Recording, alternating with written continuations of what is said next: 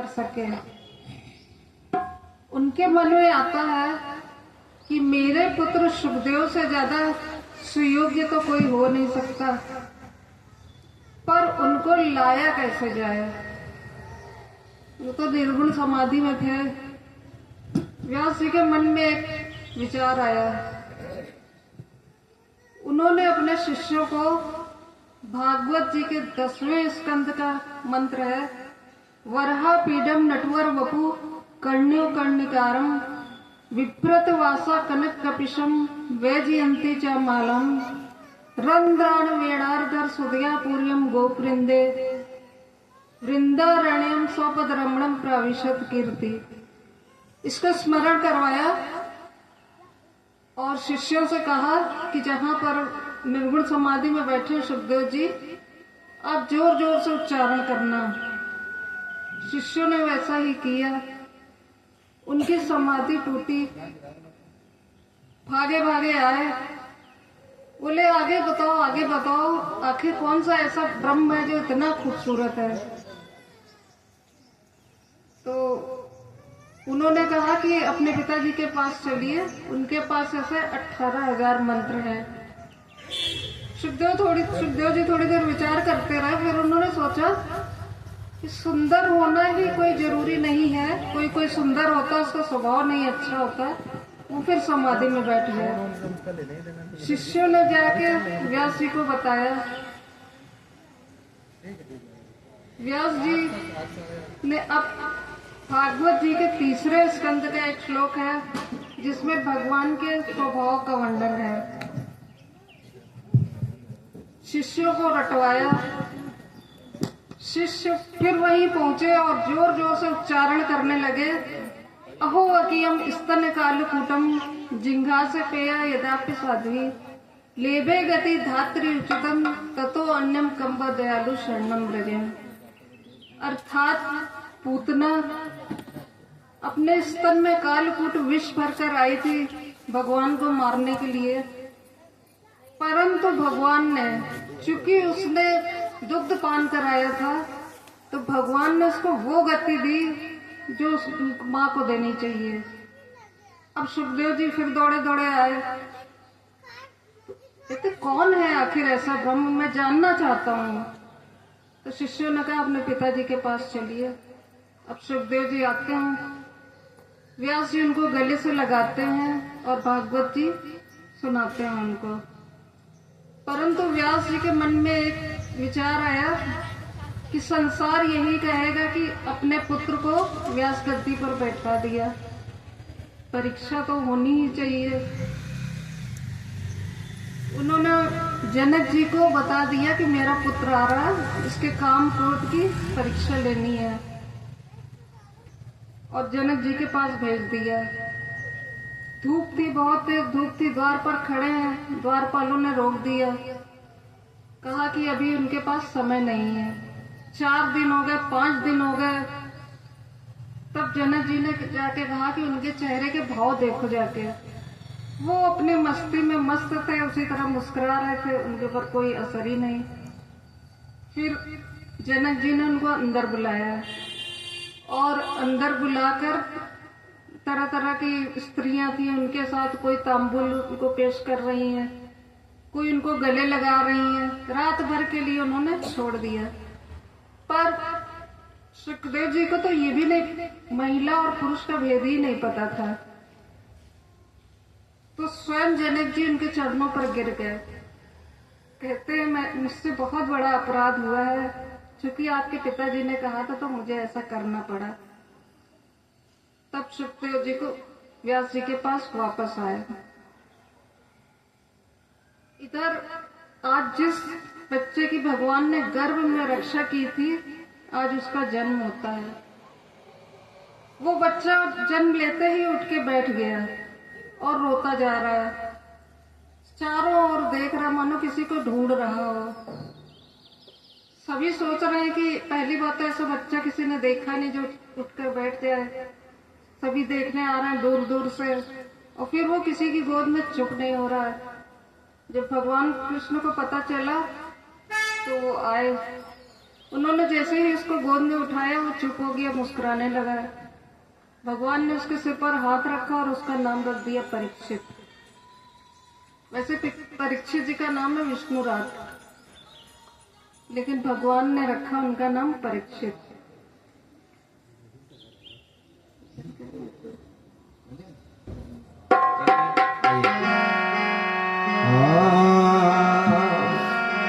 आइए प्रभु के चरणों में एक छोटा सा भजन। दरबार तेरा मोहन जन्नत का नजारा है, दरबार तेरा मोहन जन्नत का नजारा है, दरबार तेरा मोहन जन्नत का नजारा है, दरबार तेरा मोहन जन्नत का नजारा है, जन्नत का नजारा है, जन्नत का नजारा है, जन्नत का नजारा है, जन्नत का नजारा है, दरबार तेरा मोहन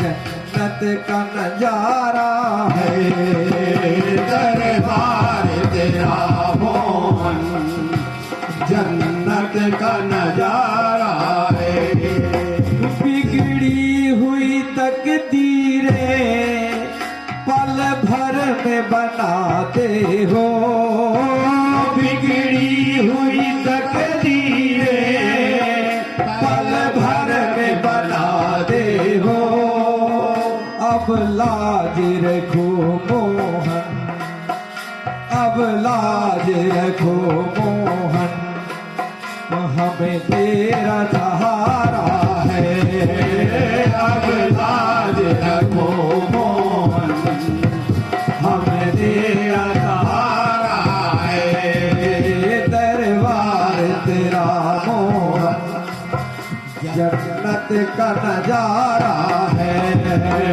दरबार तेरा मोहन जन्नत का नजारा है, ओ जहाँ जिसने पुकारा है, जहाँ जिसने पुकारा है, तुम दौड़े चले आए, जहाँ जिसने पुकारा है, तुम दौड़े चले आए, तेरी ही रहमत से, तेरी ही रहमत से हम सब का गुजारा है, तेरी ही रहमत से हम सब का गुजारा है, दरबार तेरा मोहन जन्नत का नजारा है,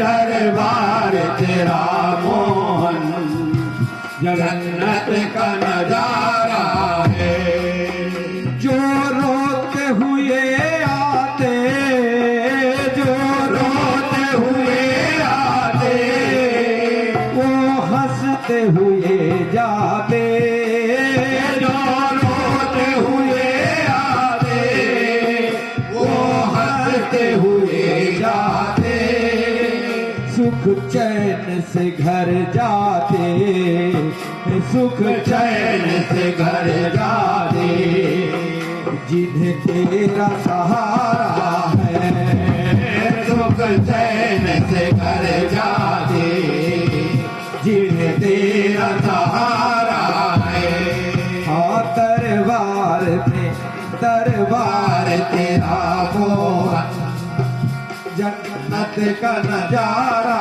है, दरबार तेरा मोहन जन्नत का नजारा है, अब कोई नहीं मेरा, अब कोई नहीं मेरा, ओ अब कोई नहीं मेरा, अब कोई नहीं का नजारा है, अभी कोई नहीं मेरा, जन्नत का नजारा है। वो दरबार तेरा मोहन, जन्नत का नजारा है। दरबार तेरा मोहन, जन्नत का नजारा है। बोलिए कृष्ण कन्हैया लाल की जय, पवन सुत हनुमान की जय, राधा रानी सरकार की जय। मनु महाराज की 5 संतानें थीं, 2 पुत्र 3 पुत्रियां। बड़े पुत्र का नाम था प्रिव्रत और छोटे पुत्र का नाम था उत्तानपाद। और बड़ी पुत्री थी आकृति, देवहूति, प्रसूति।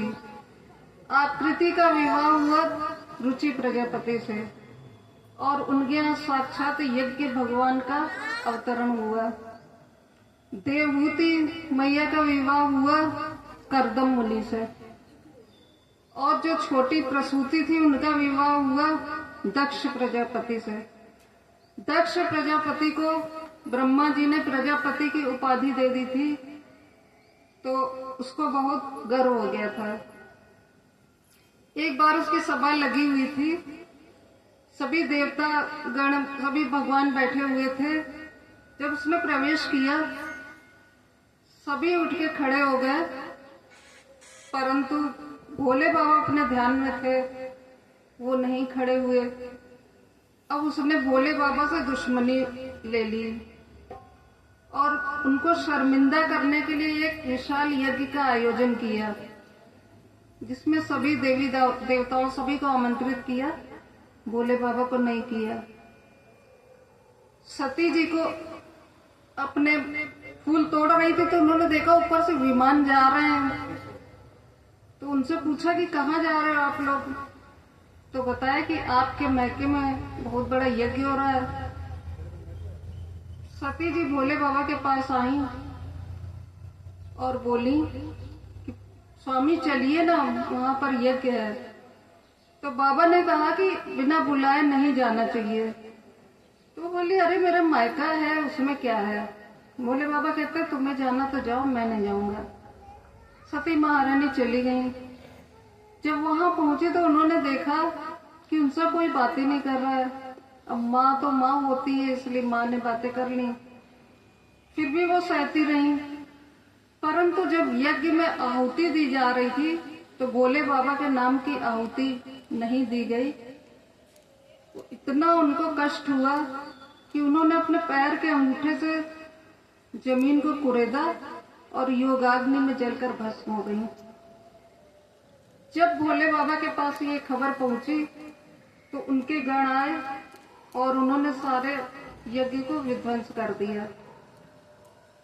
उनके गुरु जो थे उन्होंने फिर से सब सुचारू रूप से कार्यक्रम शुरू कर दिया।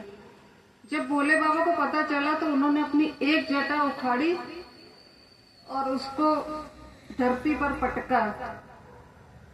वीरभद्र नाम का एक विशाल युवक प्रकट हो गया और उसने जाकर गणों पर लेकर सारे यज्ञ को विध्वंस कर दिया और दक्ष का सिर धड़ से अलग कर दिया। सभी देवी देवता आते हैं, भोले बाबा से प्रार्थना करते हैं कि ऐसा नहीं होना चाहिए, माफ कर दीजिए, क्षमा कर दीजिए। तब भोले बाबा जाते हैं और उसको बकरे का सिर लगाते हैं और यज्ञ संपन्न होता है। और पार्वती जी का जो जला हुआ शरीर था उसको अपने कंधे पर लेकर वहां से चल देते हैं। जहां जहां उनके अंग गिरते गए वहां वहां शक्तिपीठ बन गए हैं। आज भी वहां वहां शक्तिपीठ है। बड़े बेटे प्रिव्रत के वंश में हुए अंग ऋषभदेव जी। ऋषभदेव जी के 100 पुत्र हुए। ऋषभदेव जी ने इतना सुंदर प्रवचन दिया कि 90 पुत्र वैरागी हो गए, 9 योगेश्वर बन गए एक बचे भरत जी। भरत जी ने कुछ काल तक शासन संभाला। इसके बाद उन्होंने भी संन्यास ले लिया। गंडकी नदी के किनारे एक पर्णकुटी बनाकर वो भजन करने लगे। सब कुछ त्याग कर आए, परंतु एक दिन वो नदी के किनारे स्नान कर रहे थे। उन्होंने देखा कि एक हिरणी जो गर्भवती है वो आती है जलपान के लिए। तभी एक सिंह की दहाड़ सुनती है और उसी में कूद जाती है। उसका तो प्राणांत हो जाता है, परंतु उसका जो शिशु था वो बच जाता है। अब संत क्या करे, संत का स्वभाव होता है बचाना। हिरण के बच्चे को वो ले आए, उसका पालन पोषण करने लगे। अब उनका जो भक्ति में समय लगता था, भजन में समय लगता था, वो कम होता गया। उनका ज्यादा से ज्यादा ध्यान उस बच्चे पर लगने लगा। और जब उनका अंतिम समय आया तो वो बच्चा कहीं चला गया। वो यही विचार कर रहे हैं कहीं उसको कोई जानवर न खा जाए, कुछ ना हो जाए। तो कहते हैं अंतमति सोई गति। तो उनको जो अगला जन्म मिला वो बकरे का जन्म मिला। परंतु वो ब्रह्मज्ञानी थे, उनको याद था पिछले जन्म का। वो बकरों के झुंड में नहीं रहते थे, वो अपना अलग बैठे रहते थे शांत। और शीघ्र ही उन्होंने अपने शरीर का त्याग किया और फिर एक ब्राह्मण कुल में जन्म लिया। ब्राह्मण कुल में जन्म लेने के पश्चात भी उन्होंने सोचा, वो बोलते ही नहीं थे, अत्यंत ज्ञानी थे लेकिन बोलते ही नहीं थे। उनका जनेऊ कराया उनके पिताजी ने और उन्हें गायत्री मंत्र दिया कि इसको तुम 2 दिन में याद करके देना। उन्होंने नहीं याद किया। उन्होंने सोचा अगर मैंने ये सुना दिया तो पिताजी मुझे कर्म कांड में लगा देंगे। कर्म कांड में लगा देंगे तो फिर मैं भक्ति नहीं कर पाऊंगा, भगवत प्राप्ति नहीं कर पाऊंगा। कुछ समय पश्चात उनके माता पिता का देहावसान हो गया। भाइयों ने उनको घर से निकाल दिया। अब वो इधर उधर अपना मस्ती में घूमते, भिक्षा मांगते, अपना जीवन यापन कर रहे थे और ज्यादा से ज्यादा भक्ति में लगे रहते। एक बार सिंधु देश के राजा रहुगण की सवारी जा रही थी। वो गंगा सागर जा रहे थे आत्मज्ञान प्राप्त करने के लिए। तो एक उसमें 4 कहार होते हैं, जिसमें से एक कहार के पैर में कुछ कष्ट हुआ तो ये ढूंढा जा रहा था कि कहार कहाँ मिले। भरत जी उधर से जा रहे थे तो उसको पकड़ के उसी में लगा दिया पालके में। भरत जी के नाम पर ही हमारे देश का नाम भारत पड़ा है। इसके पहले अजनाब था भारत देश का नाम। तो लगा दिए तो उनकी ये आदत थी कि वो 5 हाथ आगे देख के तब फिर चलते थे कि गलती से भी मेरे पैर के नीचे कोई जीव जंतु न पड़ जाए। तो वो जब उछले तो उनकी रहुगण जी राजा जो था उनका सिर पीछे लड़ जाए। 1 बार हुआ, 2 बार हुआ तो वो नाराज हो गए। कहते पालकी चलाना नहीं आता तुझे? उसने बोले वो चुप रहे। फिर हुआ तो उन्होंने कहा कि इतना मोटा ताजा शरीर लिए और पालकी नहीं चला सकता। वो फिर भी चुप रहे। अब उन्होंने कहा कि तुझे ज्ञान नहीं कुछ, कम से कम आराम से तो चल। तब उन्होंने कहा अगर आज मैंने नहीं बोला तो लोग यही कहेंगे कि राजा रहुगण मूर्ख का मूर्ख रह गया। तब उन्होंने कहा राजा तुमने कहा मुझे पालकी चलाना नहीं आता है, तो ये बताओ पालकी तो वही चला सकता है ना जिसको इसका अभ्यास हो। दूसरा तुमने कहा तुम मोटे ताजे हो। मोटा होना पतला होना जो भी होना ये शरीर का धर्म है और मैं शरीर नहीं हूँ, मैं आत्मा हूँ। रहुगण को लगा कि वो ना एक तो जनेऊ धारण किए हुए थे, तो रहुगण को लगा कि ना वही जरूर कोई विद्वान है। वो कूद पड़े उधर से और उनसे बोले कि आप हैं कौन? तो कहता फिर आपने ये गलती करी, तीसरी गलती। जो आप हैं वही हम हैं, हमारे आप में कोई फर्क नहीं है। तो फिर उनको खूब सुंदर उपदेश दिया। उनको आत्मज्ञान की प्राप्ति हुई। रहुगण वहीं से उन्होंने संन्यास ले लिया। इसके बाद मनु महाराज के दूसरे पुत्र उत्तानपाद, उत्तान पाद की 2 रानियां थीं।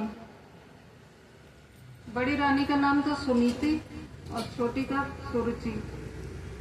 सुनीति गर्भवती थी, पर राजा का सुरुचि में ज्यादा आकर्षण था, तो उनके कहने पर उन्होंने एक पर्णकुटिया बना दी और सुनीति को वहां रख दिया।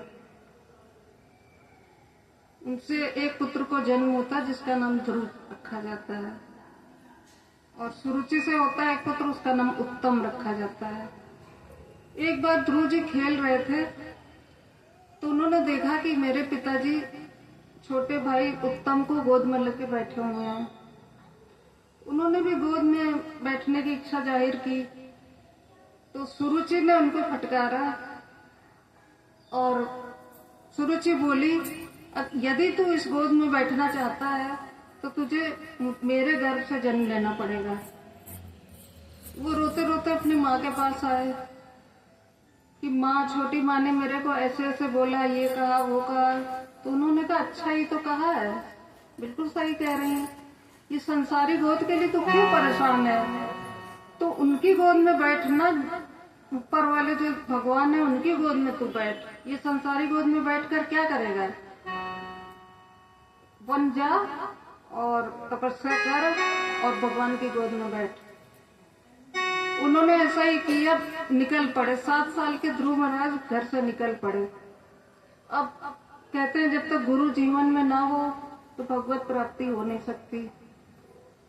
नारद जी पहुंच गए रास्ते में और उन्होंने मंत्र दे दिया, ओम नमो भगवते वासुदेवाय। ध्रुव महाराज पहुंचे वृंदावन और उन्होंने स्नान किया जमुना जी में और भजन करना शुरू कर दिया।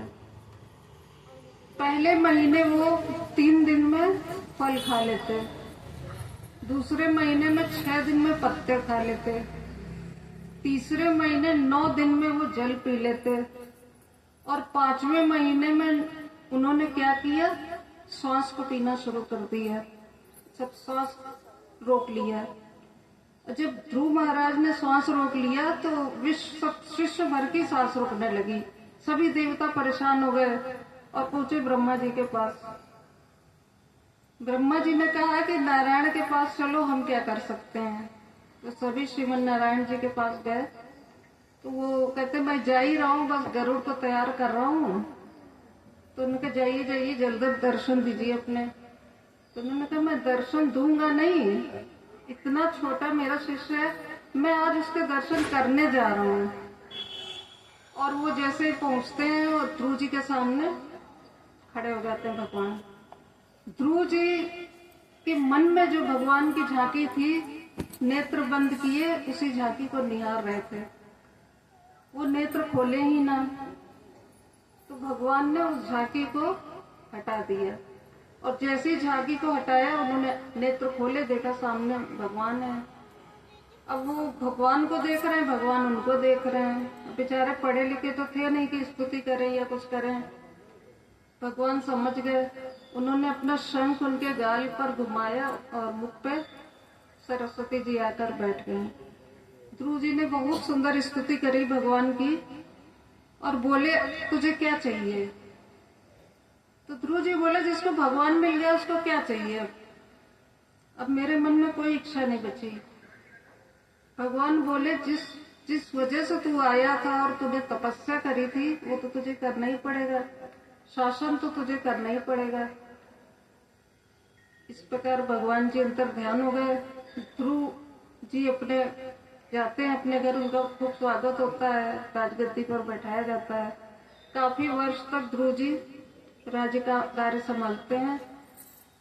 एक बार उनके जो छोटे पुत्र थे, छोटे भाई थे उत्तम, वो उद्दंड थे। उन्होंने कुबेर का एक बगीचा था उसको उजाड़ दिया, तो यक्ष लोगों ने उनको मार डाला। और ध्रुव जी सेना लेकर उस पर आक्रमण करने चले, तभी उनके बाबा मनु महाराज जी आए, उनको सत्संग दिया।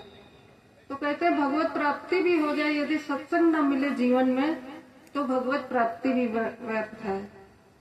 अब ध्रुव जी ने अपना शासन संभाला। जब उनका समय आया वन जाने का, वन में जाके तपस्या करी, और जब भगवान के धाम से उनके लिए विमान आया, तो जैसे ही विमान में चढ़ने को वो चढ़ने जा रहे, तब तक मृत्यु देवी आ गई। उन्होंने पूछा, देवी आप कौन है? बोले, मैं मृत्यु देवी हूँ। ध्रुव जी ने कहा, थोड़ा सा झुकिए पहले। तो जैसे ही झुकी, वो उनके ऊपर पैर रख के विमान में सवार हो गए और भगवान के धाम को चले गए। पहला ऐसा भक्त है जिसने मृत्यु पर भी विजय प्राप्त कर ली। बोलिए भक्त और भगवान की जय। आइए प्रभु के चरणों में एक छोटा सा भजन। जगत के रंग क्या देखूं, भक्त का कहना है, इस जगत के रंग क्या देखूं, तेरा दीदार काफी है। जगत के रंग क्या देखूं, तेरा दीदार काफी है। जगत के रंग क्या देखूं, तेरा दीदार काफी है। जगत के रंग क्या देखूं, तेरा दीदार काफी है। तेरा दीदार काफी है, तेरा दीदार काफी है। तेरा दीदार काफी है, तेरा दीदार काफी है। क्यों भटकूं गैरों के दर पे, क्यों भटकूं गैरों के दर पे, तेरा दरबार काफी है। क्यों भटकूं गैरों के दर पे, तेरा दरबार काफी है। जगत के रंग क्या देखूं, तेरा दीदार काफी है। जगत के रंग क्या देखूं, तेरा दीदार काफी है। न चाहिए इस दुनिया के निराले ढंग है हमको, नहीं चाहिए इस दुनिया के निराले रंग है हमको। और चला जाऊं मैं वृंदावन, चला जाऊं मैं वृंदावन, तेरा दरबार काफी है। चला जाऊं मैं वृंदावन, तेरा दरबार काफी है। जगत के रंग क्या देखूं, तेरा दीदार काफी है। जगत के रंग क्या देखूं, तेरा दीदार काफी है। जगत के साज बाजों से हुए हैं कान मेरे बहरे। जगत के साज बाजों से हुए हैं कान मेरे बहरे। सुना दो रस भरी मुरली, सुना दो रस भरी मुरली, वही एक तान काफी है। सुना दो रस भरी मुरली, वही एक तान काफी है। जगत के रंग क्या देखूं, तेरा दीदार काफी है। जगत के रंग क्या देखूं, तेरा दीदार काफी है। जगत के रिश्तेदारों ने बिछाया जाल माया था। जगत के रिश्तेदारों ने बिछाया जाल माया था। तेरे भक्तों से हो प्रीति, तेरे भक्तों से हो प्रीति, यही एक प्यार काफी है। तेरे भक्तों से हो प्रीति,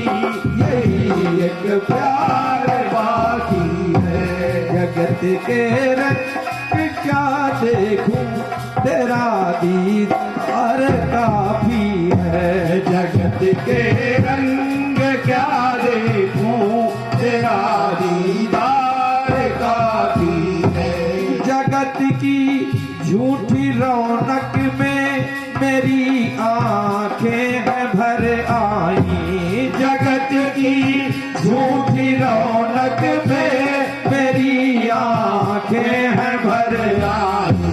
बुला लो अपनी चौखट में, बुला लो अपनी चौखट में, यही दरबार काफी है। बुला लो अपनी चौखट में, यही दरबार काफी है। जगत के रंग क्या देखूं, तेरा दीदार काफी है। जगत के रंग क्या देखूं, तेरा दरबार काफी है। बोलिए कृष्ण कन्हैया लाल की जय, पवन सुत हनुमान की जय, राधा रानी सरकार की जय। अब परीक्षित महाराज बड़े हो रहे हैं। पांडवों ने सोचा कि इनको राजा बना दिया जाए और हम लोग भजन के लिए निकल चलें। परीक्षित ने कहा, बाबा अभी तो हम बहुत छोटे हैं और आप हमें राजा बना के इतना बड़ा भार सौंप के जा रहे हो। तो उन्होंने कहा, बेटा जीवन में 3 बातें याद रखना। पहली तो ये कि अपनी आंखों के सामने अपराध होते हुए मत देखना। दूसरा, यदि दुश्मन भी शरण में आए तो उसे माफ कर देना। और तीसरा, गुरुओं का, संतों का और ब्राह्मणों का सम्मान सदैव करना।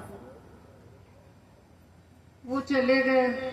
उनका शासनकाल बहुत ही अच्छा चल रहा था। ये सुश्री थे, मनस्वी थे, सदाचारी थे, संतों का सम्मान करते थे, कोई भी गलत काम नहीं होता था उनके राज्य में। एक बार परीक्षित जी अपने बाबा लोगों के राजघराने में गए और एक बहुत ही काफी सुंदर मुकुट था, उसको उन्होंने अपने सिर में पहन लिया और पहन के निकल पड़े। तो वहां पर उन्होंने देखा कि एक पैर पर एक बैल खड़ा है और उसके सामने एक गौ माता खड़ी है जो रो रही है। वो उनकी बातें परीक्षित सुनने लगे। तो बैल कह रहा था गौ माता से, आखिर आप क्यों रो रही हो? तो गौ माता धरती का स्वरूप है और बैल धर्म का स्वरूप है। तो धरती माता ने कहा कि पाप भी हमारे पर ही किए जाते हैं, पुण्य भी हमारे पर ही किए जाते हैं, और जब अधर्म बढ़ेगा तो हमें तो रोना आएगा ही। तो तुरंत वो सामने आ गए परीक्षित जी, कहते हैं आपके 3 पैर किसने काटे? तब तक उन्होंने देखा कि एक अत्यधिक विशाल काला काला सा पुरुष खड़ा है। तो उसने कहा, उसको मारने चले परीक्षित जी, तो वो तुरंत उनके चरणों पर गिर गया। परीक्षित जी को अपने बाबा की बात याद आ गई कि दुश्मन भी यदि शरण में आ जाए तो उसको माफ कर देना चाहिए।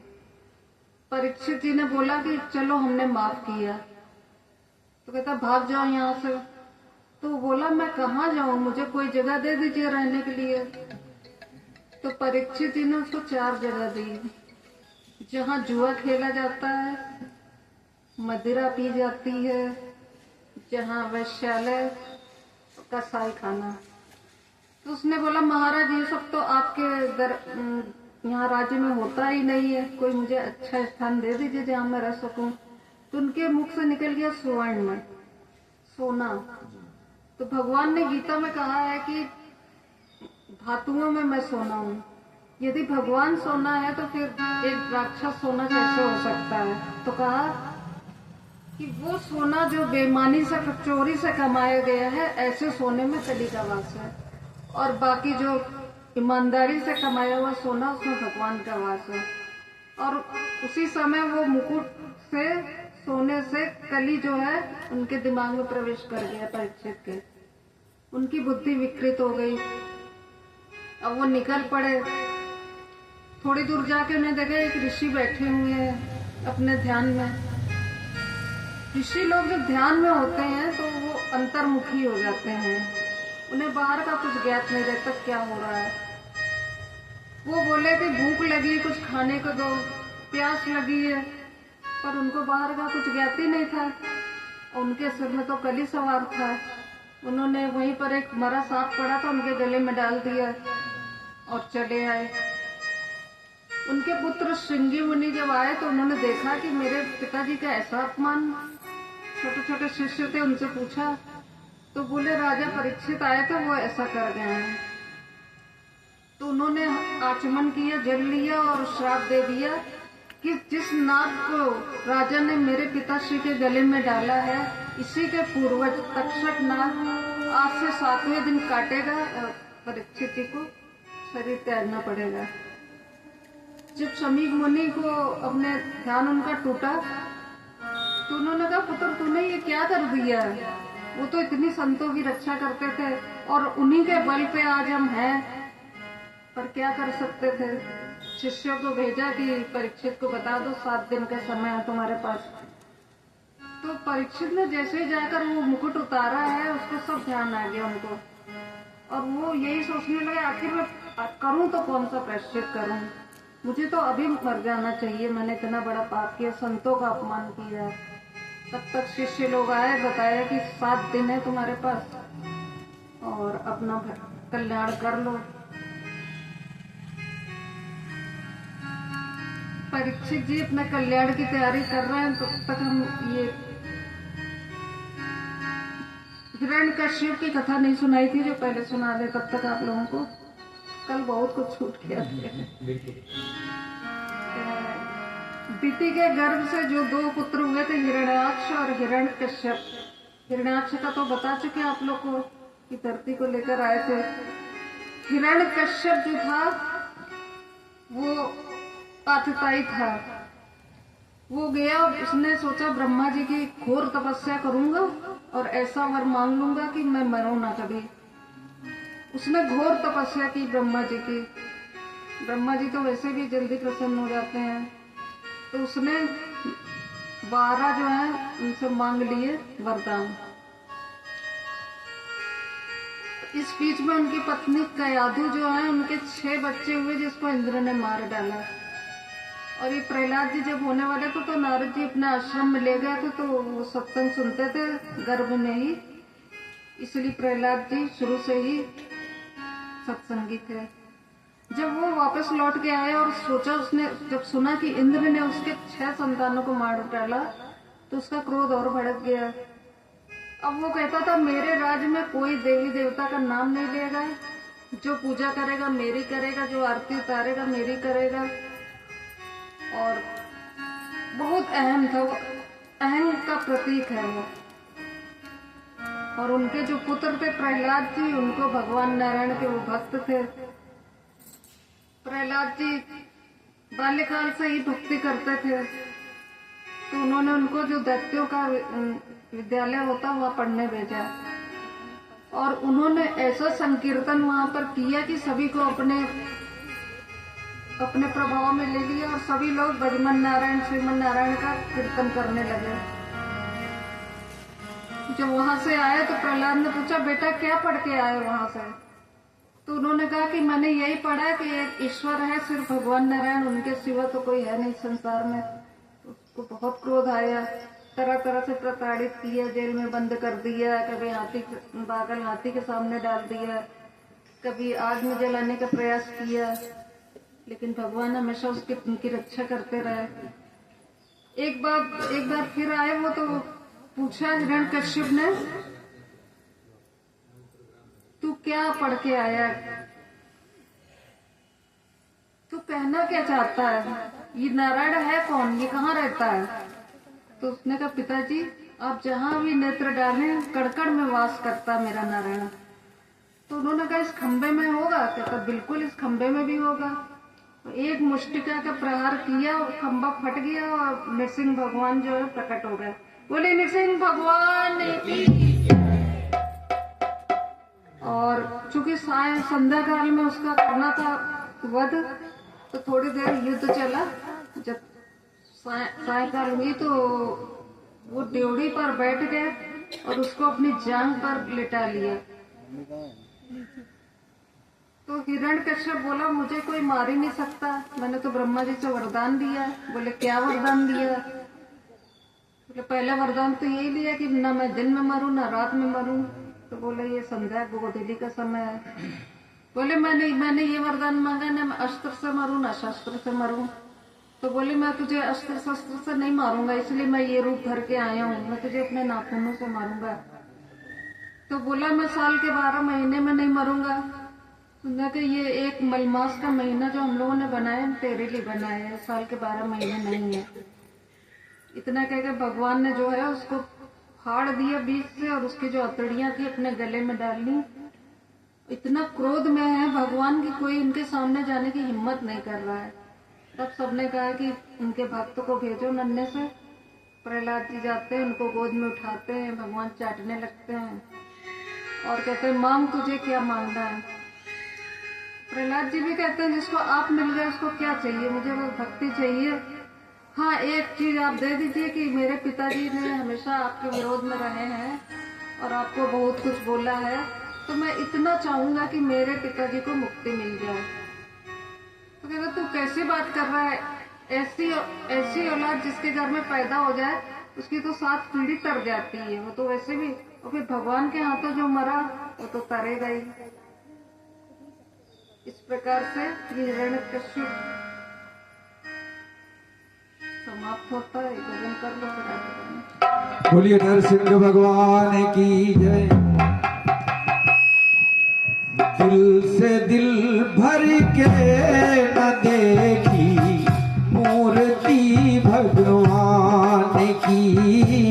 दिल से दिल भर के न देखी मूर्ति भगवान की। दिल से दिल भर के न देखी मूर्ति भगवान की। दिल से दिल भर के न देखी मूर्ति भगवान की। हाँ मूर्ति भगवान की, हाँ मूर्ति भगवान की। मूर्ति भगवान की, मूर्ति भगवान की। और कब से माला जप रहा था मैं प्रभु के नाम की। कब से माला जप रहा था मैं प्रभु के नाम की। और भक्ति करो ऐसी करो जैसे प्रहलाद ने किया। भक्ति करो ऐसी करो जैसे प्रहलाद ने किया। हाँ भक्ति करो ऐसी करो जैसे प्रहलाद ने किया। भक्ति करो ऐसी करो जैसे प्रहलाद ने किया। और ठाड़ कर खंभा दिखा दी मूर्ति भगवान की। ठाड़ कर खंभा दिखा दी मूर्ति भगवान की। तो कब से माला जप रहा था मैं प्रभु के नाम की। कब से माला जप रहा था मैं प्रभु के नाम की। भक्ति करो ऐसी करो जैसे हनुमत ने किया। भक्ति करो ऐसी करो जैसे हनुमत ने किया। फाड़ कर सीना दिखा दी, फाड़ कर सीना दिखा दी मूर्ति सिया राम की। फाड़ कर सीना दिखा दी मूर्ति सिया राम की। से माला जप रहा था मैं प्रभु के नाम की, कब से माला जप रहा था मैं प्रभु के नाम की। ये तो भक्त हुए द्वापर और त्रेता सतयुग के। ऐसा नहीं है, कलयुग में भी ऐसे भक्त हुए हैं जिन्होंने प्रभु के दर्शन किए हैं। और वो भक्त कौन है? भक्ति करो ऐसी करो जैसे मीरा ने किया, भक्ति करो ऐसी करो जैसे मीरा ने किया। भक्ति करो ऐसी करो जैसे मीरा ने किया, भक्ति करो ऐसी करो जैसे मीरा ने किया। और विष के प्याले में दिखा दी, विष के प्याले में दिखा दी मूर्ति घनश्याम की, विष के प्याले में दिखा दी मूर्ति घनश्याम की। कब से माला जप रहा था मैं प्रभु के नाम की, कब से माला जप रहा था मैं प्रभु के नाम की। बोलिए कृष्ण कन्हैया लाल की जय, राधा रानी सरकार की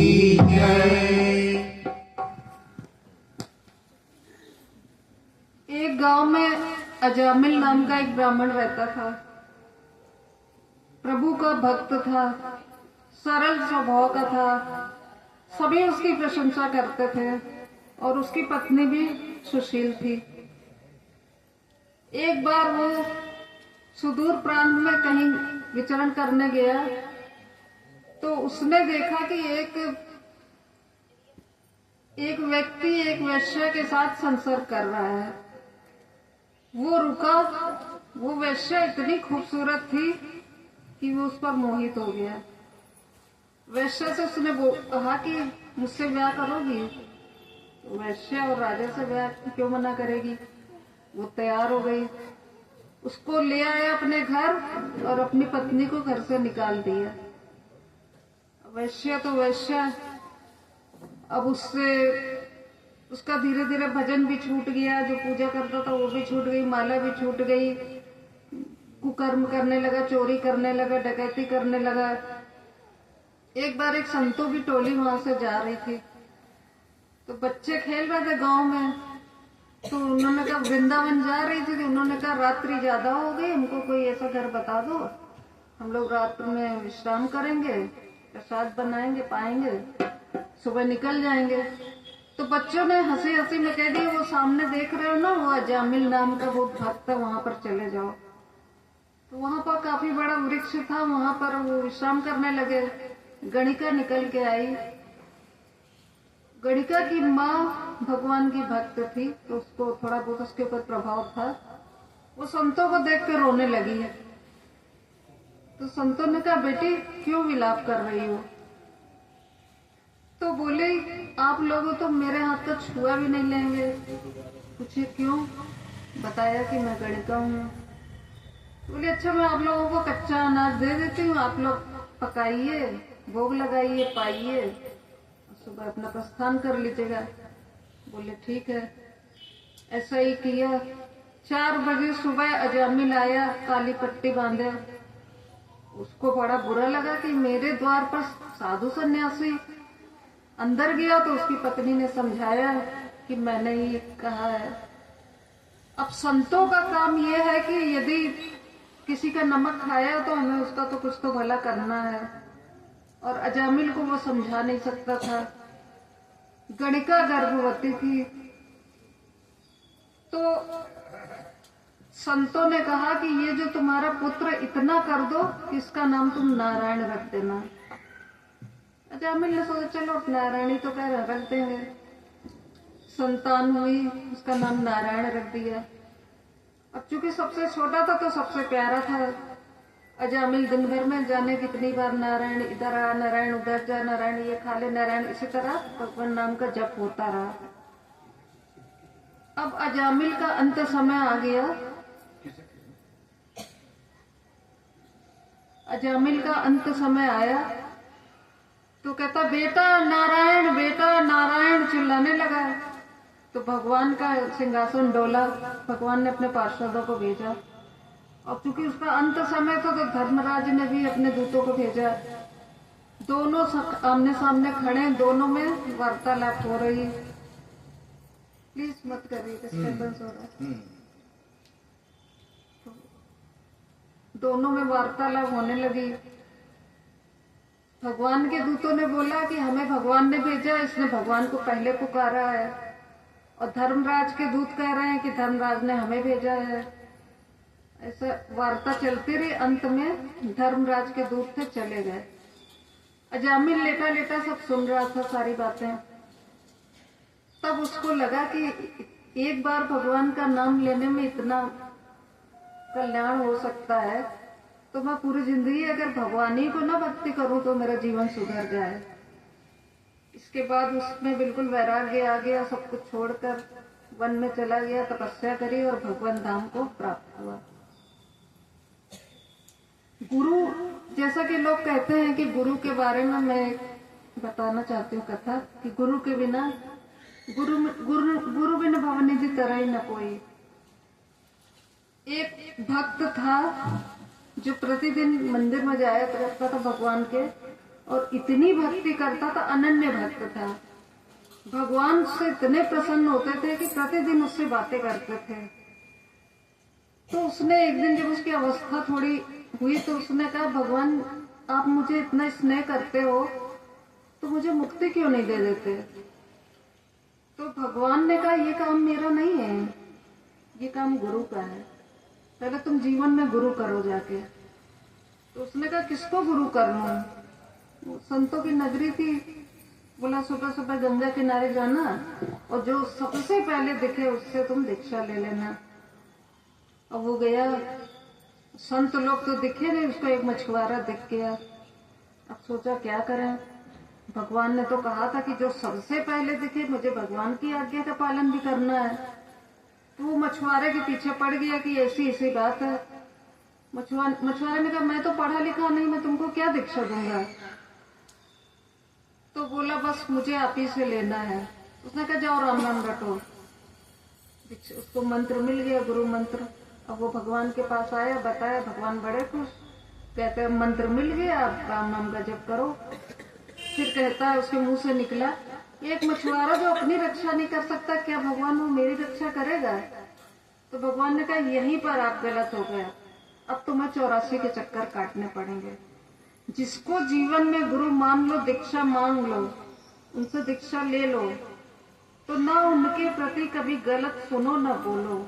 अगर कोई जबरदस्ती बोल रहा तो आप वहां से हट जाओ। जीवन में दीक्षा गुरु एक ही होता है, शिक्षा गुरु आप कितने भी बना सकते हो। तो फिर भगवान के पास आया। भगवान ने कहा, अब जाओ, वही तुम्हारा कुछ समाधान कर सकता, हम हमारे बस में कुछ भी नहीं है। तो उसने उससे जाकर सारी बात बताई। तो वो बोला कि मैं पढ़ा लिखा तो हूँ नहीं, ऐसा करो कोई शास्त्र जिसमें 84 लाख योनियां लिखी हो ले आओ, और ये बालू पर जितने दिन लगे सारी योनियां लिख दो। उसने वैसा ही किया, समय लगा लिखने में, उसने 84 लाख योनियां लिखी। तब मछुआरे ने कहा, एक एक पर पैर रखते हुए इसको पार कर जाओ। तो उसने वैसा ही किया। फिर भगवान के पास आया। भगवान ने कहा, ठीक है, अब तुम मुक्त हो गए, अब तुम्हें कोई जरूरत। मेरा कहने का मतलब ये है कि जीवन में गुरु आवश्यक है, और यदि गुरु कर लिया है तो गुरु की निंदा ना सुनो। दीक्षा गुरु जीवन में एक ही होना चाहिए। बहुत लोग होता है जिसको बना लिया उसको बना लिया, तो गुरु हमेशा एक होता है। शिक्षा गुरु आप कितने भी बना सकते हो। यही मेरा कहने का मतलब था। बाकी तो हमारे गुरु जी पीछे हैं, अगर कहीं किसी को ऑब्जेक्शन ना हो। नहीं, सही है। तो हमने जो है हमेशा श्रद्धा रखी, आज भी श्रद्धा रखी है। अब वैसे तो कथा आज की हो गई है, लेकिन थोड़ा बहुत तो कहिए, और सुना दें। गजेंद्र मोक्ष समय है अभी तो 7 बजे है, 8 बजे तक का है। एक प्रसंग और बीच में बोलते नहीं ना हम लोग, अरे रोज थोड़ा थोड़ा हरि का भजन कर ले, हर रोज थोड़ा थोड़ा हरि का भजन कर ले, हाँ रोज थोड़ा थोड़ा हरि का भजन कर ले, हो रोज थोड़ा थोड़ा हरि का भजन कर लो, हर थोड़ा थोड़ा हरि का भजन कर ले, थोड़ा थोड़ा हरि का भजन कर ले, अपनी मुक्ति का कोई यतन कर ले, अपनी मुक्ति का कोई यतन कर ले, हर रोज थोड़ा थोड़ा हरि का भजन कर ले, रोज थोड़ा थोड़ा हरि का भजन कर ले, भक्ति करेगा तो बड़ा ही सुख पाएगा, भक्ति करेगा तो बड़ा ही सुख पाएगा, भक्ति करेगा तो बड़ा ही सुख पाएगा, भक्ति करेगा तो बड़ा ही सुख पाएगा, हाँ आत्मा के साथ में तू मन कर ले, अपनी आत्मा के साथ तू मन कर ले, रोज थोड़ा थोड़ा हरि का भजन कर ले, रोज थोड़ा थोड़ा हरि का भजन कर ले, अपनी मुक्ति का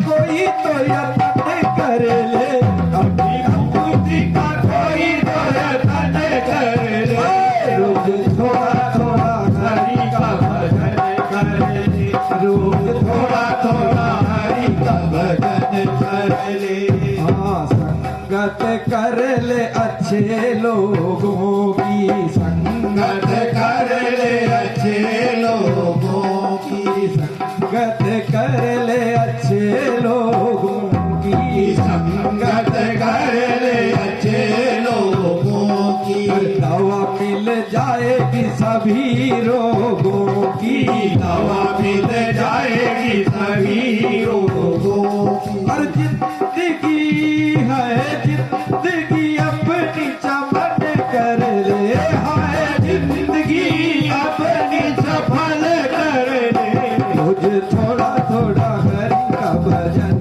कर ले, रोज थोड़ा थोड़ा हरि का भजन कर ले, अपनी मुक्ति का कोई तो यतन कर ले, अपनी मुक्ति का कोई तो यतन कर ले, रोज थोड़ा थोड़ा हरि का भजन कर ले, रोज थोड़ा थोड़ा हरि का भजन कर ले, हाँ धन दौलत कुछ काम नहीं आएगा, धन दौलत कोई काम नहीं आएगा, धन दौलत कुछ काम नहीं आएगा, धन दौलत कुछ काम नहीं आएगा, और माल खजाना सब यही रह जाएगा, माल खजाना सब यही रह जाएगा, और भक्ति को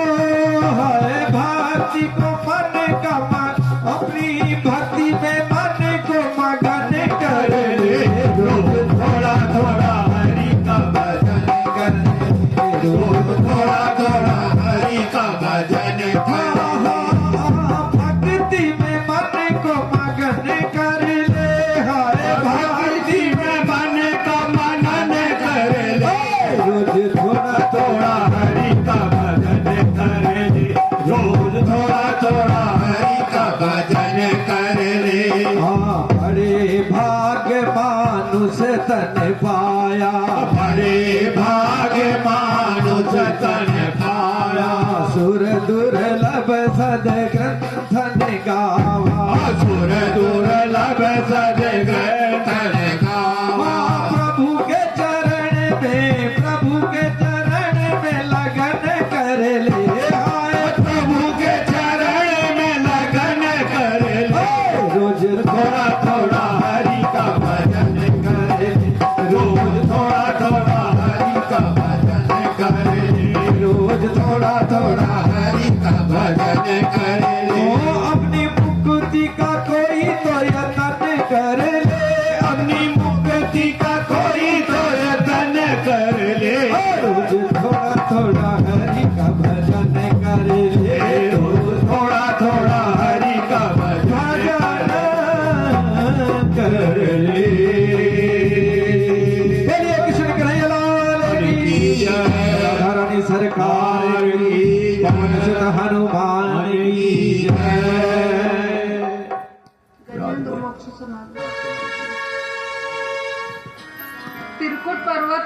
हाथी रहता था जिसका नाम था गजेंद्र। उसको अपने पर अभिमान, एक तो वो राजा था जंगल का और वो 10,000 हाथी का बल रखता था, इसलिए उसको अत्यधिक अभिमान था। उसकी 50 पत्नियां थीं और 150 पुत्र थे। वो एक बार गंगा नदी में, हाथियों की आदत होती है गंगा जी में उछल कूद करते हैं, पूरे परिवार के साथ गया और अंदर स्नान करने लगा। तभी एक ग्राह ने उसका पैर पकड़ लिया। उसने सोचा मेरा कोई क्या कर सकता है, अभी छोड़ देगा थोड़ी देर में।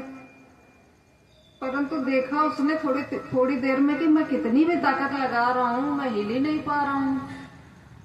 फिर उसने पीछे मुड़ के देखा तो वो ग्राह था। फिर भी कोशिश करता रहा। जब सारी उसकी शक्ति क्षीण हो गई तो अपनी पत्नियों से कहा, पत्नियां भी 20-25 दिन 50 दिन घसीटती रहीं, वो भी चली गई। फिर अपने पुत्रों से कहा, पुत्र भी प्रयास करते रहे पर नहीं सफल हुए तो वो भी चले गए। अब उसको लगा कि इस संसार में कोई भी अपना नहीं है। तब उसको भगवान की याद आई और उसने भगवान को आवाज लगाई। अभी उसने गो बोला था, विंद भी नहीं बोल पाया था, भगवान तुरंत गरुड़ पर सवार होकर पहुंच गए और उसने अपनी सूंड से एक कमल का फूल लिया और भगवान के चरणों पर चढ़ा दिया और स्तुति की भगवान की। भगवान ने उसको खींचा, उसके साथ ग्राह भी बाहर आ गया और सुदर्शन चक्र से ग्राह का तो तुरंत उद्धार कर दिया और गजराज को बचा लिया। ये गजराज पिछले जन्म में राजा था एक। तो दुर्वासा मुनि जा रहे थे तो ये उठ के खड़ा नहीं हुआ, तो उनको क्रोध आया। उन्होंने कहा तू जैसा हाथी की तरह बैठा है ना, अगले जन्म में जा तू हाथी बनेगा। तो उसने कहा कुछ कम कर दीजिए, आपने कुछ ज्यादा ही श्राप दे दिया है। मैंने ठीक है, भगवान तेरा उद्धार करेंगे। ग्राह को भी श्राप था और गज को भी श्राप था। अब आप गजेंद्र मोक्ष वाला भजन नारायण नारायण हरि हरि, श्रीमन नारायण नारायण हरि हरि, श्रीमन नारायण नारायण हरि हरि, श्रीमन नारायण नारायण हरि हरि, और भजमन नारायण नारायण हरि हरि, भजमन नारायण नारायण हरि हरि, नारायण नारायण हरि हरि, श्रीमन नारायण नारायण हरि हरि, तेरी महिमा जग से है न्यारी न्यारी, तेरी महिमा जग से है न्यारी न्यारी, श्रीमन नारायण नारायण हरि हरि, श्रीमन नारायण नारायण हरि हरि, श्रीमन नारायण नारायण हरि हरि, श्रीमन नारायण नारायण हरि हरि, ओ सत्यनारायण नारायण हरि हरि, सत्यनारायण नारायण हरि हरि, ओ सत्यनारायण नारायण हरि हरि, सत्यनारायण नारायण हरि हरि, श्रीमन नारायण नारायण हरि हरि, श्रीमन नारायण नारायण हरि हरि, और बद्री नारायण नारायण हरि हरि, बद्री नारायण नारायण हरि हरि, नारायण नारायण हरि हरि, श्रीमन नारायण नारायण हरि हरि, श्रीमन नारायण नारायण हरि हरि, श्रीमन नारायण नारायण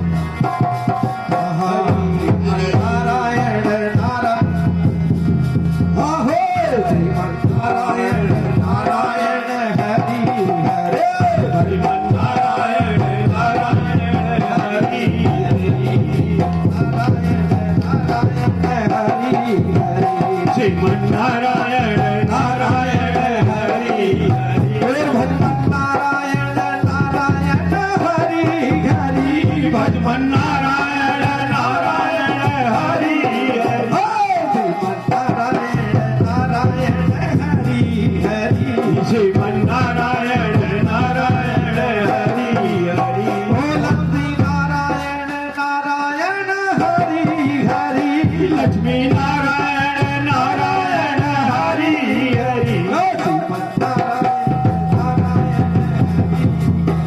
श्रीमन नारायण नारायण हरि नारायण नारायण हरि हरि श्रीमन नारायण नारायण हरि हरि ओ तेरी महिमा जग से है न्यारी न्यारी तेरी महिमा जग से है न्यारी न्यारी ओ तेरी महिमा जग से है न्यारी न्यारी तेरी महिमा जग से है न्यारी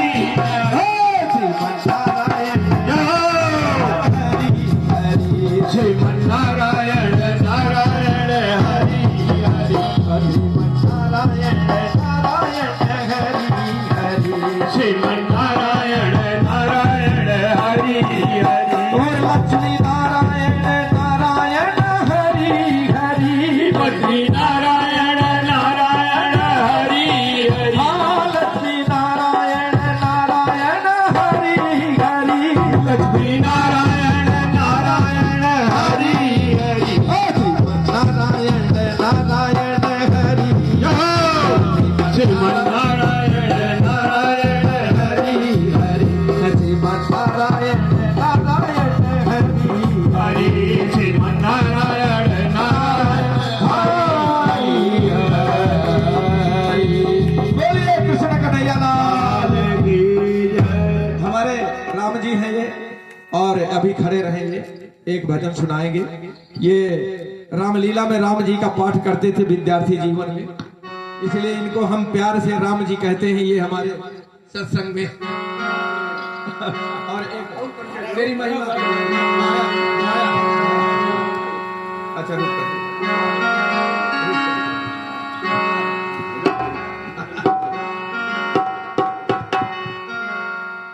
हाँ पांडे मैडम जी कहाँ आए और एक छोटा सा भजन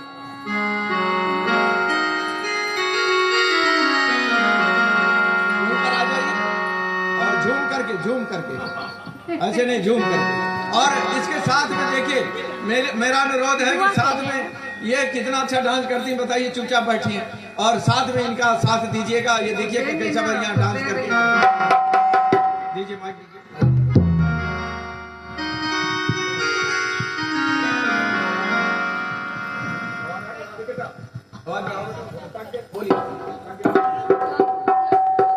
सकल ब्रिज में हो सकल ब्रिज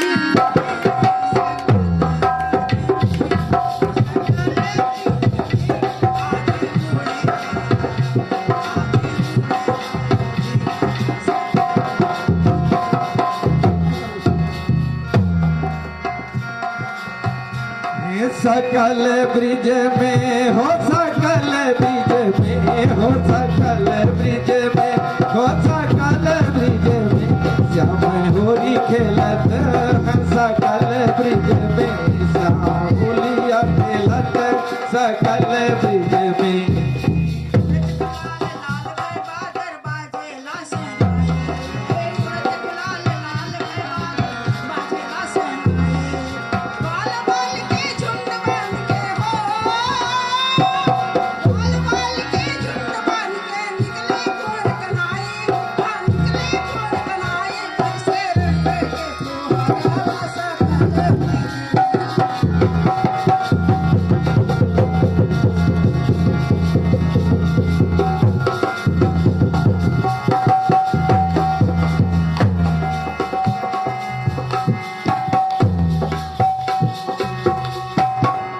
कोई से राधा आईली सब सखियन के साथ कोई से राधा आईली सब सखियन के साथ झुंड झुंड में धाम लगल पकड़े ले जगमोहन कहले कहिला का सुरवा सकल ब्रिज में वे लाया बेरवा सकल ब्रिज में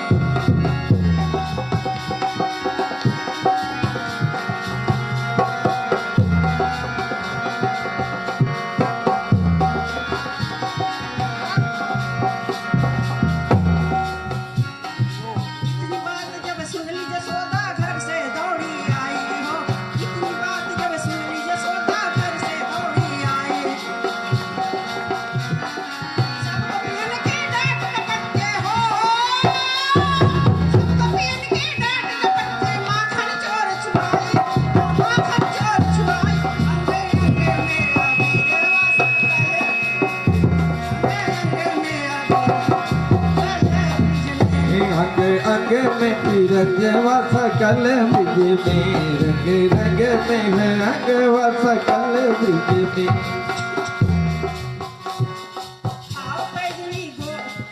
पाव पैजनी गोड़ महावर लहंगा दिल पहनाए, पाव पैजनी गोड़ महावर लहंगा दिल पहनाए। हिंदी फाल नैन गजरा का हो हिंदी फाल नैन गजरा का थैया थैया थैया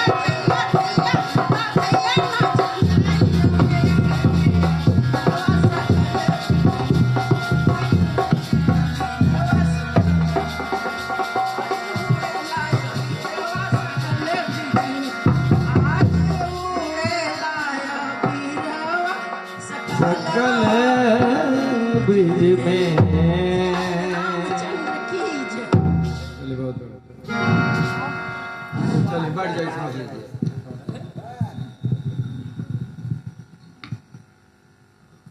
चलिए एक होरी गीत मैं सुना दूं और इसके बाद तब तक आप तैयार हो जाइए। एक भजन, इसके बाद आरती, ठीक है?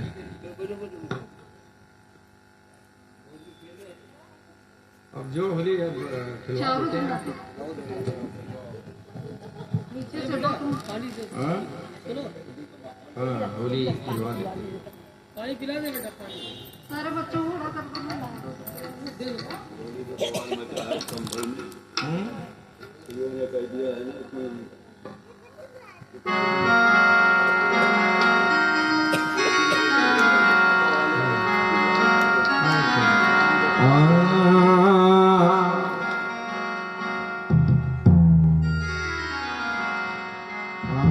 मधुबन में श्याम रची होरी, मधुबन में, मधुबन में श्याम रची होरी, मधुबन में। हाँ मधुबन में श्याम रची होरी, मधुबन में, मधुबन में श्याम रची होरी, मधुबन में। हाँ मधुबन में श्याम रची होरी, मधुबन में, मधुबन में श्याम रची होरी, मधुबन में।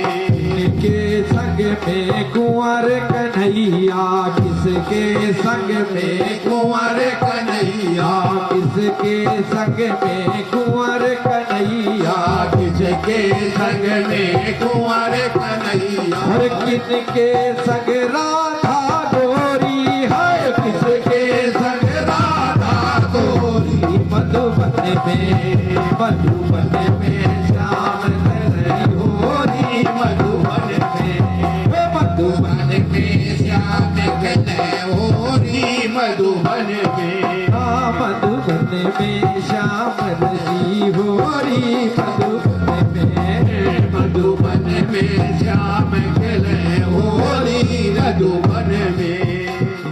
ग्वाल बाल संग कुंवर कन्हैया, ग्वाल बाल संग कुंवर कन्हैया, ग्वाल बाल संग कुंवर कन्हैया, ग्वाल बाल संग कुंवर कन्हैया। और सखियन संग राधा गोरी, मधुबन में, और सखियन संग राधा गोरी, मधुबन में।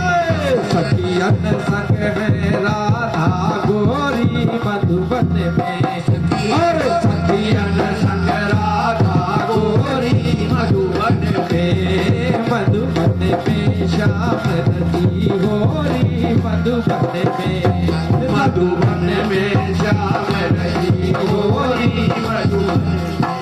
कितनी उम्र के कृष्ण कन्हैया, कितनी उम्र के कृष्ण कन्हैया, हाँ कितनी उम्र के कृष्ण कन्हैया, कितनी उम्र के कृष्ण कन्हैया। और कितनी उम्र राधा गोरी, मधुबन में, हाय, कितनी उम्र राधा गोरी, मधुबन में। होए मधुबन में श्याम खेले होरी, मधुबन में, मधुबन में श्याम खेले होली, मधुबन में। 12 बरस के कुंवर कन्हैया, 12 बरस के कुंवर कन्हैया, 12 बरस बरस के कुंवर कन्हैया, 12 बरस के कुंवर कन्हैया, और 7 बरस राधा गोरी मधुबन में।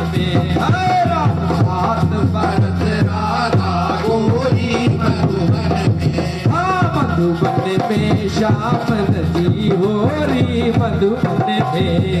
मधुबन में श्याम खिले होरी मधुबन में। हिल मिल सारे हिल मिल सब मिल करके खेल, सब हिल मल करके वो खेल, सब मिल करके वो सब खेल। अबीर गुलाल भरी जोरी मधुबन में, अबीर गुलाल भरी जोरी मधुबन में, मधुबन में श्याम खेले होरी मधुबन में, मधुबन में श्याम खिले होरी मधुबन में। चंद्र सखी भज बाल कृष्ण को, चंद्र सखी भज बाल कृष्ण को, चंद्र सखी भज बाल कृष्ण को, चंद्र सखी भज बाल कृष्ण को। चिरजीवे दोनों की जोड़ी मधुबन में, मधुबन में श्याम खेले होरी मधुबन में, मधुबन में श्याम खेले होरी मधुबन में, मधुबन में श्याम खिले होरी मधुबन में। हरि है। बोलिए कृष्ण कन्हैया लाल की।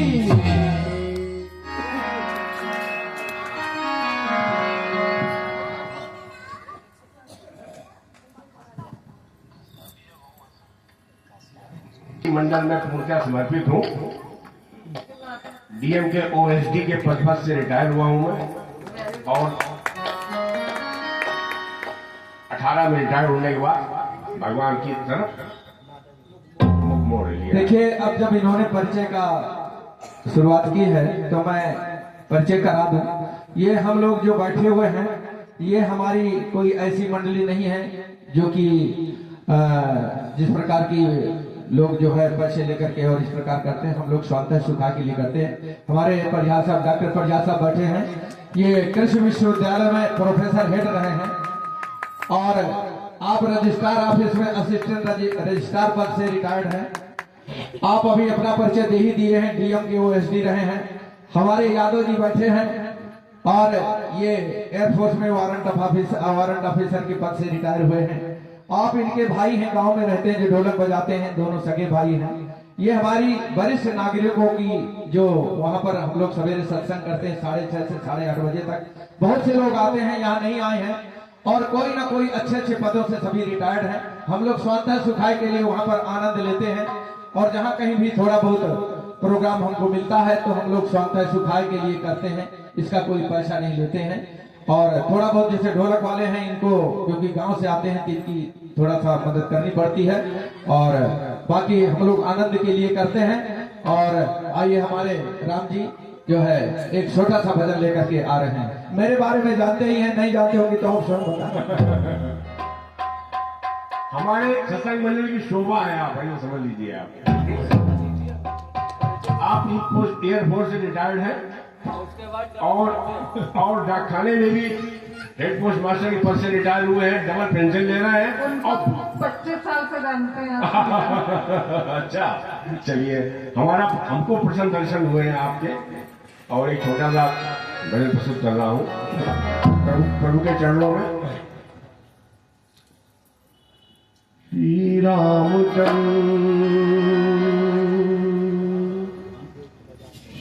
रामचंद्र चरणों, श्री रामचंद्र चरणों मनसाई स्मरामि। श्री रामचंद्र चरणों मनसाई स्मरामि। श्री रामचंद्र चरणों वचसा गृणामि। श्री रामचंद्र चरणों शिरसा नमामि। श्री रामचंद्र चरणों शिरसा नमामि। श्री राम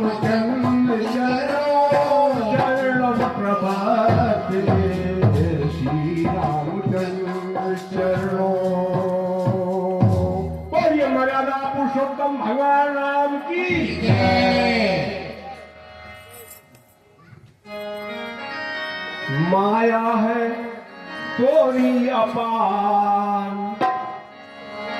माया है तोरी अपार, अपार तोरी माया, माया है तोरी अपार, अपार तोरी माया माया है तोरी अपार, अपार तोरी माया, माया है तोरी अपार, अपार तोरी माया माया है तोरी अपार।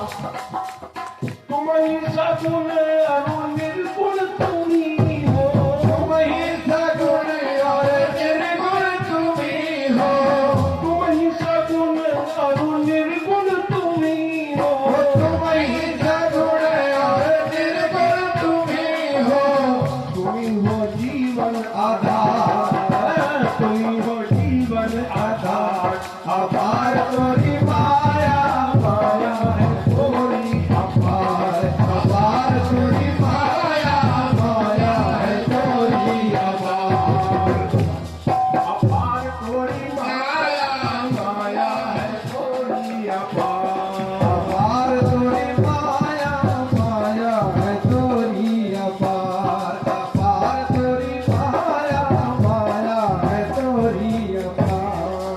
तुम ही ने शबरी पे देरों को खाया, वही ने सगरी के देरों को खाया, वही ने शबरी के देरों को खाया, और तुम्ही ने सगरी के देरों को खाया। कद के आचार विचार, कद के आचार विचार, अपार तोरी माया माया है तोरी अपार, अपार तोरी माया माया है तोरी अपार, अपार तोरी माया माया है तोरी अपार। तुम ही ने लीला दिखाने के कारण, तुम्ही ने लीला दिखाने के कारण, तुम ही ने लीला दिखाने के कारण, तुम्ही ने लीला दिखाने के कारण, लियो मनुज अवतार, लियो मनुज अवतार, अपार तोरी माया, माया है तोरी अपार, अपार तोरी माया माया है तोरी अपार, अपार तोरी माया माया है तोरी बोलिए सियावर रामचंद्र की जय। बहुत सुंदर तुम्हारे राम जी ने बहुत सुंदर भजन सुनाया और मेरी समझ में समय हो रहा है आरती की तैयारी की जाए। अच्छा, एक बात कहनी, कल नंदोत्सव है, भगवान का जन्मदिन है, तो अधिकतर लोग पीले वस्त्र पहनकर आएंगे, जहाँ तक संभव हो। जिसके ना हो और आज कोई खरीद ले तो अगर संभव हो तो दुकानें दर बजे तक खुली रहती है। कल नंदोत्सव होगा। चलिए बहुत सुंदर। यहाँ पर उनको 50 रुपए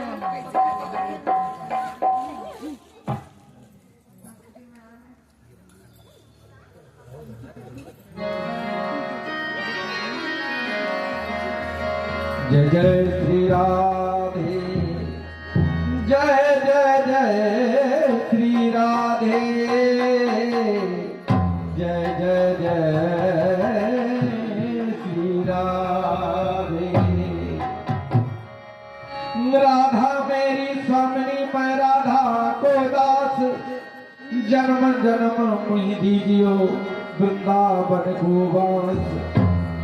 वृंदावन के वृक्ष को मरम न जाने को, हर डाल डाल हर पात पात पर राधे राधे हो। राधा तू बड़ भागनी, कौन तपस्या कीन, जतीन लोक 14 भुवन सब तेरे आदि।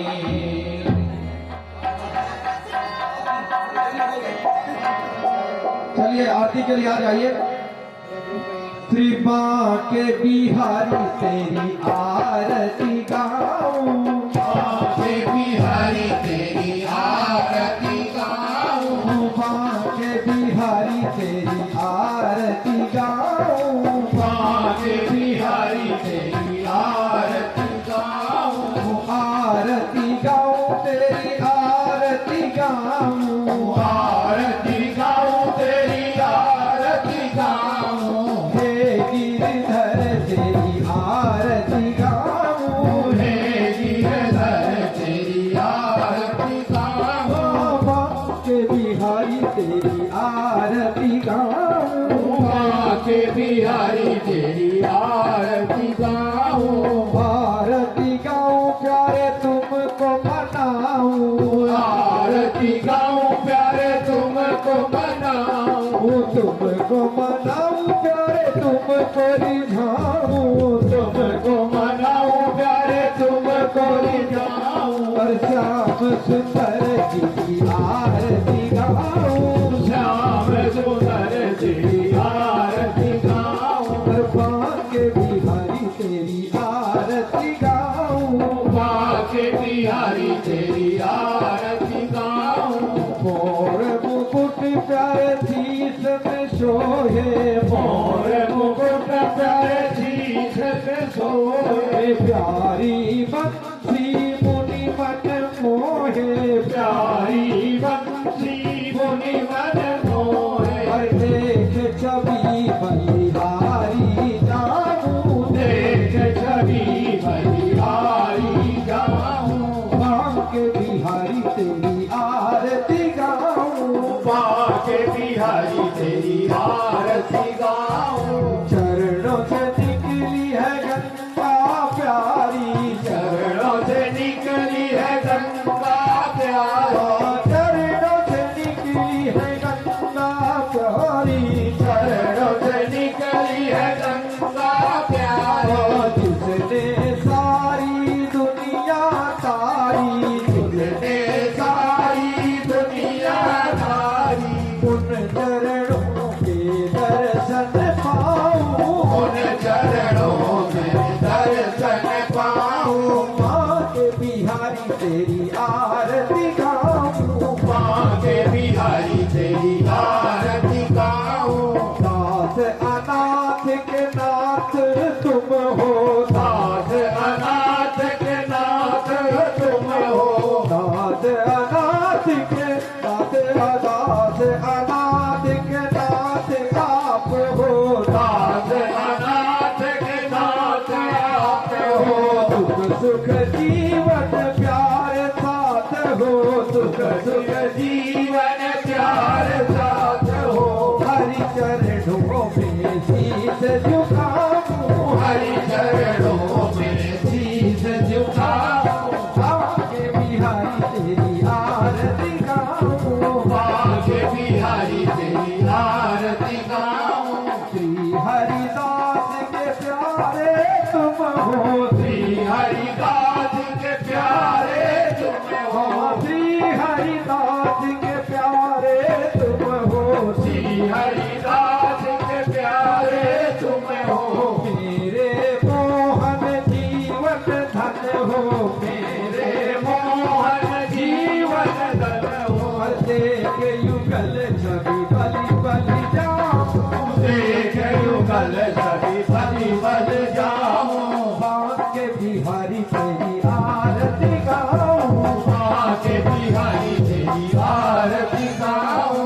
हे गिरधर तेरी आरती गाऊं, हे गिरधर तेरी आरती गाऊं, हे गिरधर तेरी आरती गाऊं, हे गिरधर तेरी आरती गाऊं, श्याम सुंदर तेरी आरती गाऊं, श्याम सुंदर तेरी आरती गाऊं, कर्पूर गौरम करुणावतार संसार सारम पुरीजहारम सदा सत्तम गदार विंदे भवं भवानी सहितं नमामि, भवं भवानी सहितं नमामि, कर्पूर गौरम करुणावतार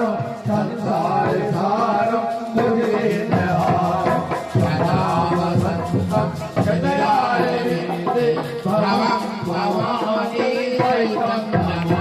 ओ त्वमेव माता पिता त्वमेव त्वमेव बन्धु सखा त्वमेव त्वमेव विद्या द्रविणं त्वमेव त्वमेव सर्वं त्वमेव देव त्वमेव सर्वं त्वमेव देव।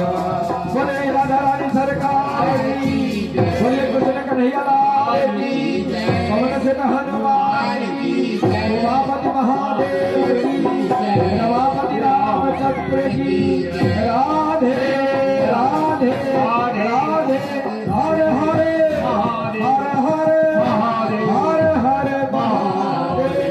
जय जय जय श्री राधे। धर्म की जय हो, धर्म की जय हो, धर्म का नाश हो, नारियों में विश्व का कल्याण हो।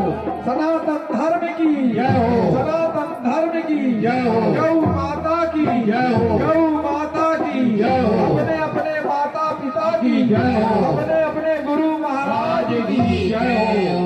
हरे हरे महादेव। जय जय जय श्री राधे। इस प्रकार आज का तृतीय दिवस पर विराम और कल की कथा आपने बताया, बहुत ही अच्छा। कृष्ण जन्मोत्सव, प्रभु श्री राम का प्राकट्य और भी बहुत ही रोचक कथाएं, वामन अवतार भी और भगवान के जो भी शेष अवतार हैं, कल उनका जो है प्रवचन पर सुनाया जाएगा। आप सभी लोग आइए, बड़ा आनंद आएगा। देखिए घर की ये आप लोग पार्क में और इधर उधर खूब हल्ला शोर में आप लोगों ने खूब भागवत सुनी होगी, और इतनी शांति से आप लोग, कितना सुंदर प्रवचन हो रहा है, कितना सुंदर जो है कथा का जो है पठन पाठन हो रहा है। आप लोग जहां तक मेरी आवाज जा रही हो, जो भी भक्त जो भी सुन रहे हो, सभी से अनुरोध है कि थोड़ा सा समय निकाल करके और यहाँ पर आए, भागवत भगवान की चर्चा में सम्मिलित हो और अपने जीवन को धन्य बनाएं। बहुत बहुत धन्यवाद। बोलिए सियावर रामचंद्र की जय। जय जय श्री राधे।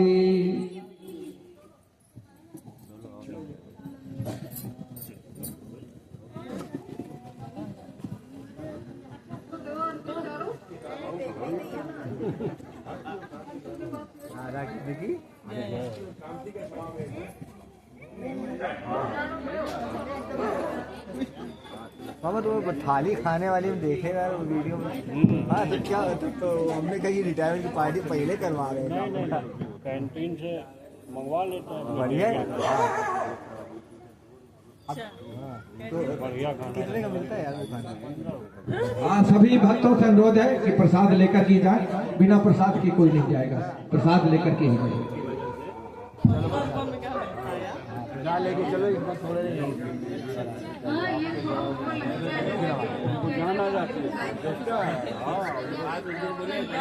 सब्जियां बनाई जाती है, दाल सब्जी, कभी कभी चावल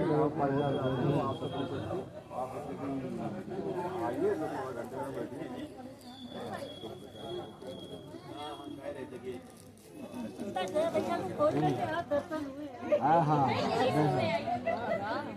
आज हम साकेत नगर पहले गए थे सुबह, फिर काफी देर वहाँ रहे, 3 बजे वहाँ थे, फिर बाल वाल खाने